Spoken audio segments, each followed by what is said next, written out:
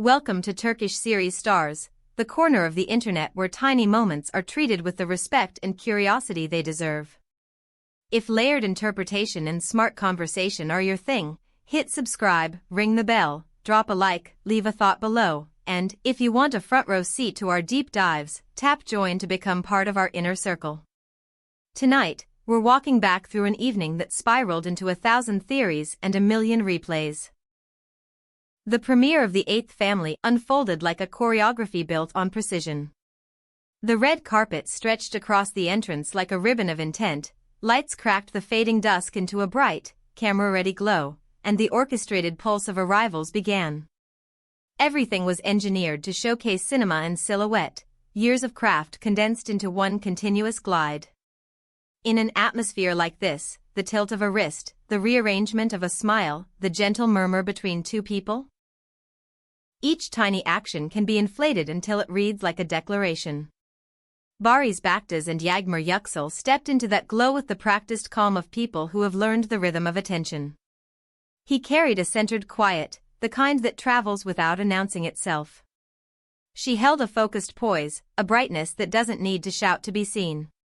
Their steps synced in a way that comes from long hours spent in front of lenses, shared timing, shared language, shared trust. For most of their walk, it felt like a duet, measured glances, elegant pacing, a mutual attunement that nodded to the rules of the night without bowing to them entirely. Then the hinge moment. Yağmur made the slightest nudge forward at the precise instant Barış softened his place by a breath. A negotiation of inches. Barely a reposition. If you were standing beside them, you might not have noticed.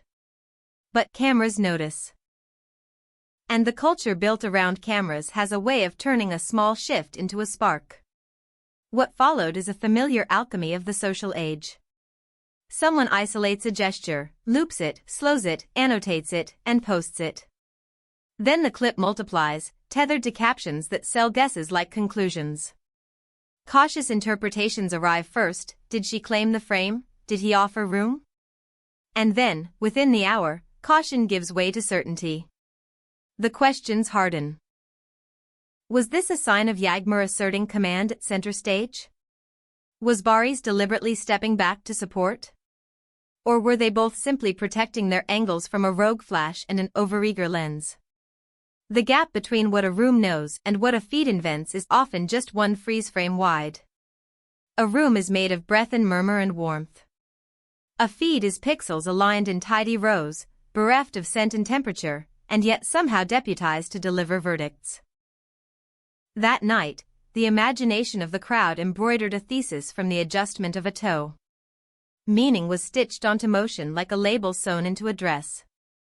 Then came the comment that supercharged the discourse. Elsin Sangu, whose occasional observations travel far because she uses them sparingly, offered a compact thought that felt like a nudge and an underline at once.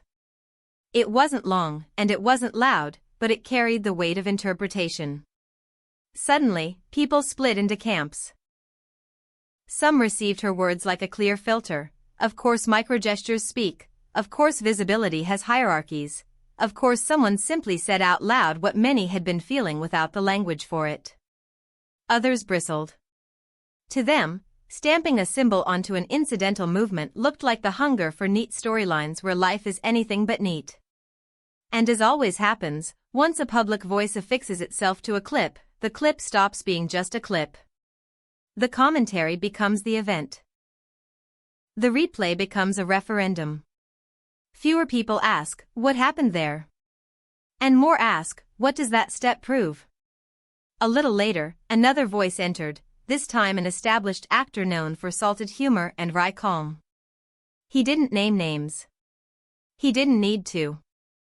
With a shrug in sentence form, he suggested that the exchange looked like a familiar equation, Yağmur as a forward current, Barış as the measured balance beside her. Some listeners relaxed.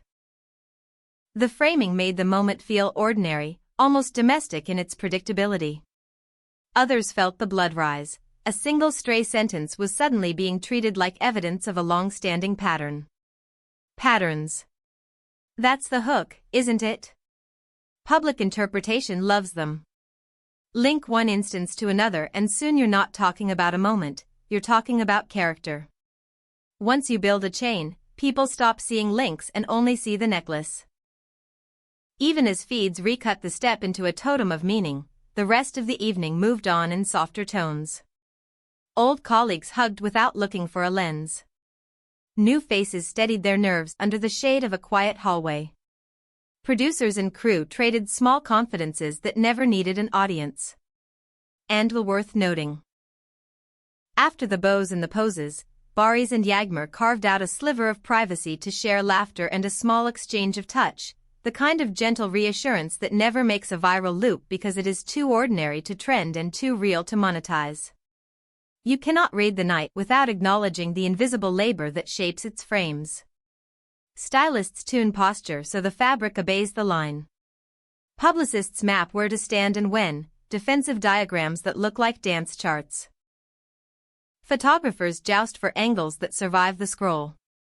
Everyone is working, not just for glamour but for clarity, because clarity spends well on the market of attention.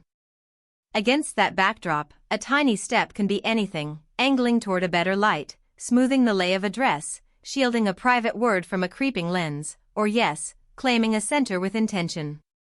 The trouble starts when all those possible explanations are flattened into a single verdict. Premieres are not solitary moments, they're negotiated performances. Those negotiations happen backstage, whispered, briefed, corrected mid-breath. The public doesn't see the diagrams, only the exported image. So the debate split as debates do. One story crowned the step as purposeful and elegant, Yağmur stepping into her light with a confidence she's earned, Barış ceding a sliver of space because that's what a secure partner can do. In that telling, she is the protagonist of her frame, he the ally who understands that strength is not threatened by proximity. The counterstory rolled its eyes. We are elevating a trivial adjustment into a parable of power, feeding a machine that prefers hierarchy charts over messy humanity. Neither camp wanted, or maybe was able, to admit the other carried a shard of truth. Because in the rumor economy, truths survive best when sharpened. Nuance is a poor performer on timeline stages. What goes missing are the thousand things that could reconcile both angles, the soft laughter in a corridor, the whispered direction from a handler, a scene that needed attention for 3 seconds. Once a minor motion gets dressed in moral weight online, the people inside the moment are pressed to explain themselves. They become interpreters of their own bodies, narrators forced to articulate what a shoulder turn or a footfall might have otherwise left unsaid. That's the ledger Barış and Yağmur must balance every day. Take the narrative and lean into it? Resist it and invite another round of reading? Both choices are movements the public will tally as proof. In a climate that never stops watching, a few practical rules can help. Talk about center marks before you arrive. Create a private code for when the swarm gets too close.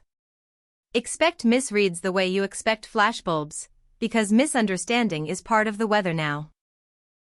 And for those of us on the outside looking in, here's a gentle ask: the tighter you zoom, the more you risk losing the scene. The carpet is ritual as much as spectacle. It sells symbols, always has. Tonight's discourse might feel larger than life, but at its core it is a story about how we see and how we decide what we saw.